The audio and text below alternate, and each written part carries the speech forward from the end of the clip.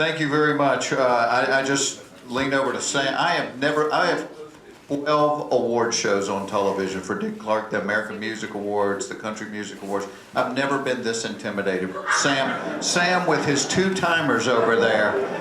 And his big deal is that he gets everybody out of here at 1:45. And I said, do you want me to finish at 1:45 or do you want me to speak for 20 minutes? What do you say?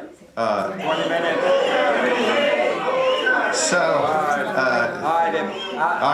I've never held people here after 1:45.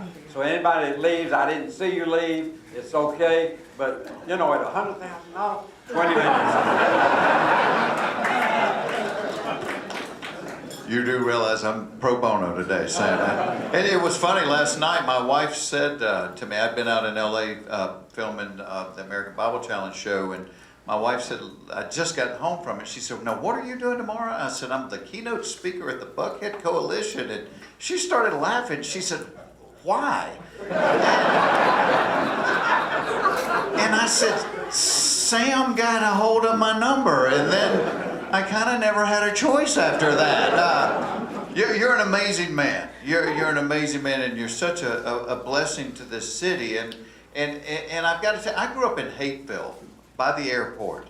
That never in my life did I envision as an adult I would be the keynote speaker at the Buckhead Coalition. We had to stop at I-20 and get a half-day pass just to come up here.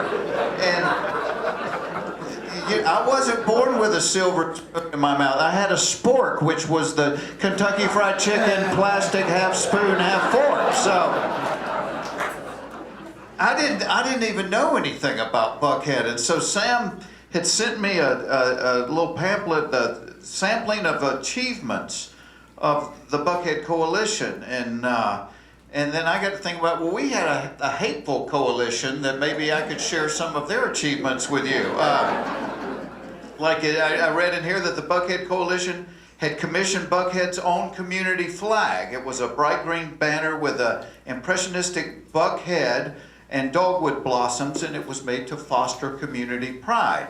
The Hateful Coalition, taking the lead from the Buckhead Coalition, commissioned a community flag which featured a gas can and some jumper cables surrounded by a laurel of kudzu.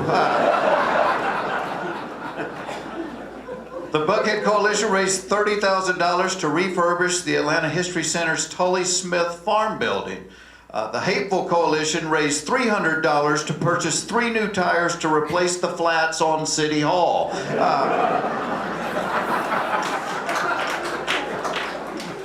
And last but not, thank you for getting that. I appreciate that, Rita. In 2000, the Buckhead Coalition negotiated a $65,000 grant from the state for Fulton sheriffs to monitor underage drinking in the village. That very same year, the Hateville Coalition negotiated a lifetime discount at the Dwarf House, the original Chick-fil-A, for Ricky Lee Skidmore if he would quit buying beer for teenagers outside the local liquor store. So,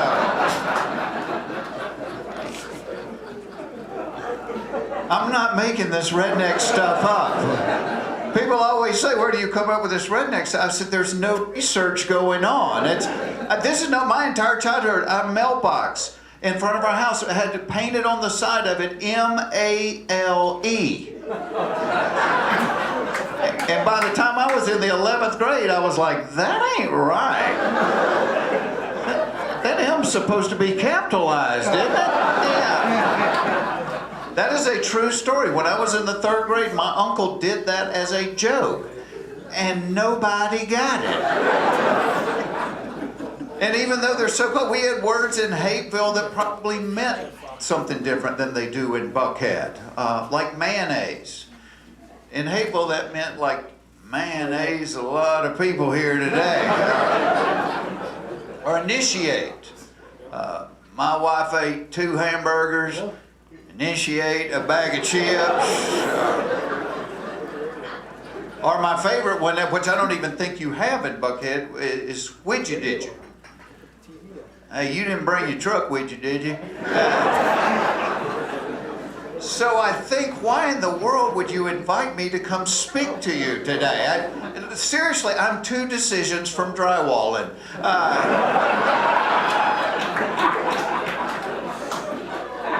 And I bet I'm not the only one in the room that's in that condition.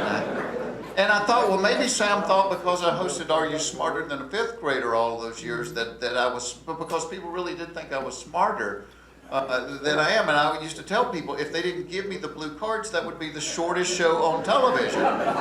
We had a lady on, she had like a 3rd grade grammar question. It was something about an antnoun.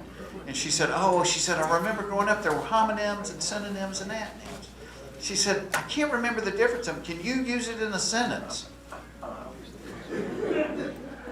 My Aunt Nim came over for Thanksgiving dinner. I mean, this is all I do. I have no knowledge to give you. I started making a list of the things that I know versus what I don't know, and the don't know list is so much longer. Like I don't know how they know how long to make the cord for the first bungee jump at a new place. All right, let him jump! All right, shorten it up a little bit. Give his girlfriend a free t-shirt. I don't know why the dentist makes you lie to him. Every time I go to the dentist, he'll be looking at my mouth. He's like, oh, you have not been flossing every day, have you? No, not every day. Well, let me think. The last time I flossed, you did it.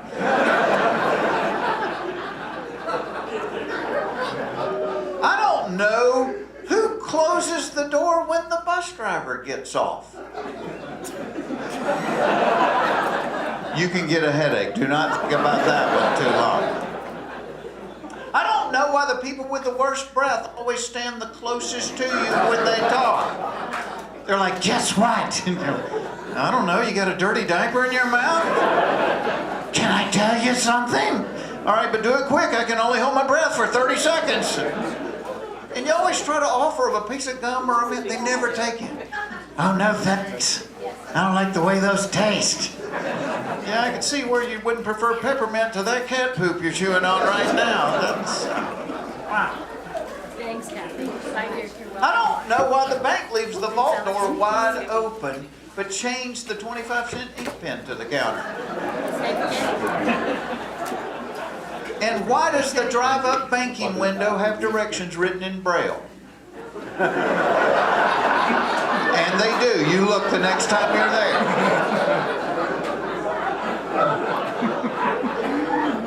I don't know why a new razor costs $6, but a pack of 8 replacement blades costs $2,000. Why are razor blades so expensive? You could put a kid through college by growing a beard. They won't even let you touch them. They're locked up in those jewelry cases. Here's why I think they've become so complicated. Sam, remember when we were growing up, you had 1 blade. Used it for a week, threw it away, got another. Now there's 5 blades. And the advertising companies have convinced us every one of those blades has its own job. Blade number 1 walks up to the whisker and pretends to recognize it from high school. Blade number 2 runs behind it and thumps it over the head with a beer bottle. Blade number 3 ties its hands together with duct tape, while blade number 4 warns the other whiskers to stay out of it or they're next. You know what I think's going on? I think it's just like those road crews. I think there is 1 blade doing all the work and there's 4 just standing around watching. That's what I think. What's that? Yes, let's do it. Yeah, absolutely. I don't know why you can't ride a bicycle anymore without dressing like Lance Armstrong in the Tour de France. Does anybody remember when you could ride a bicycle wearing jeans and a t-shirt? Can't do it anymore. You got to have the uni. And it's not just athletic people. You got these fat middle-aged guys look like the Michelin Man in a wetsuit. And they've got sponsor logos. Like, who's sponsoring you, Pop? Dunkin' Donuts, all right. Pedal on, doughboy, pedal on. I don't know why only rednecks are seeing UFOs. And here's the deal. You have to discount about 90% of that stuff right off the top because my Uncle Jerry swore they had crop circles in their yard. And then we found out that his wife had called Goodwill and they had come and got the trampoline and the boat trailer. So, mystery solved. But let's say that aliens really are coming to Earth, but they didn't want people to know they were coming to Earth. It makes sense they've only revealed themselves to rednecks. I mean, because A, we usually live out in the country, so there's not going to be a lot of witnesses. B, we have no credibility with the media. I mean, people might believe a scientist from Georgia Tech if he saw one and said, well, they appeared to be bipods from a hydrogen and nitrogen-based environment whose primary respiratory organ was located within their moist, translucent epidermis. As opposed to Cletus in his overalls going, it looked like a giant booger with real skinny legs.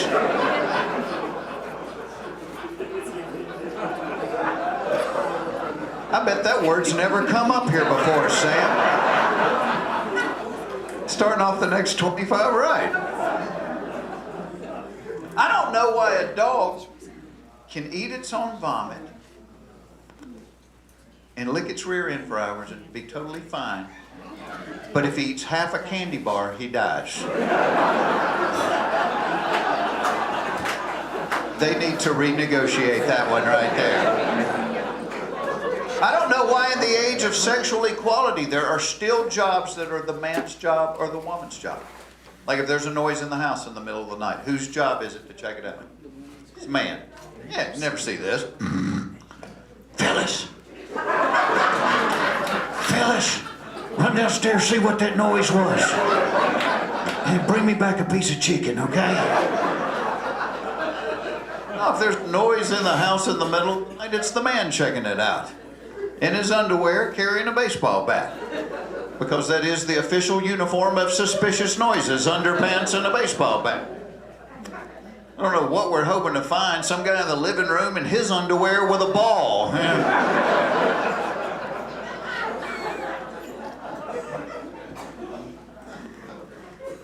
I don't know why every time I get great tickets to a concert, I end up seated next to somebody that has to sing every song at the top of their lungs. Simon and Garfunkel, Come to Phillips Arena. Remember that? My wife wants to go. She's got friends that want to go. Well, my mother-in-law wants to go. I end up next to my mother-in-law who sang every song, and she knew the words to none of them. Like a witch over Bubble's daughter. Are you kidding me? I will grease your pine. Grease your pine. That's what you got out of that. But here's what I do know.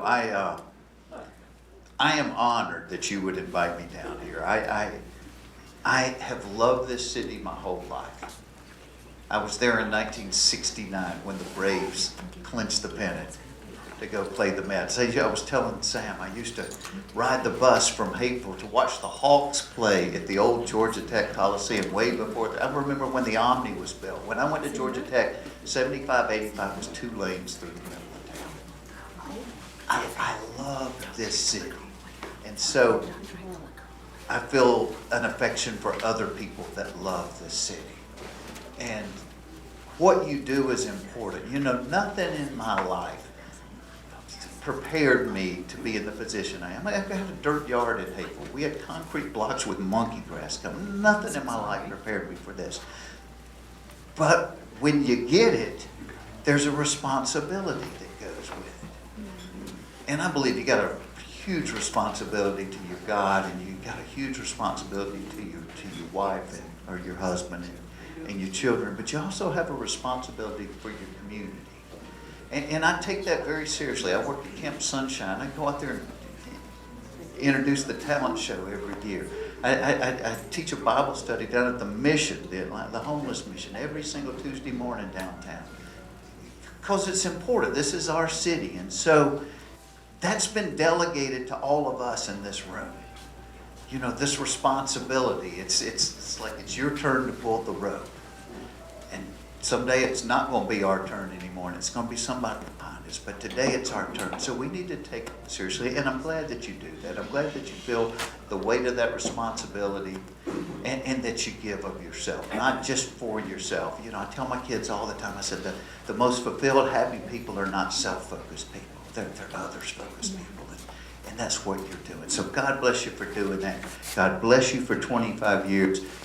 The next 25 years, Sam, I want you to introduce me, and I want to do this again at the 50th anniversary of this, all right? Thank you for having me. Be safe.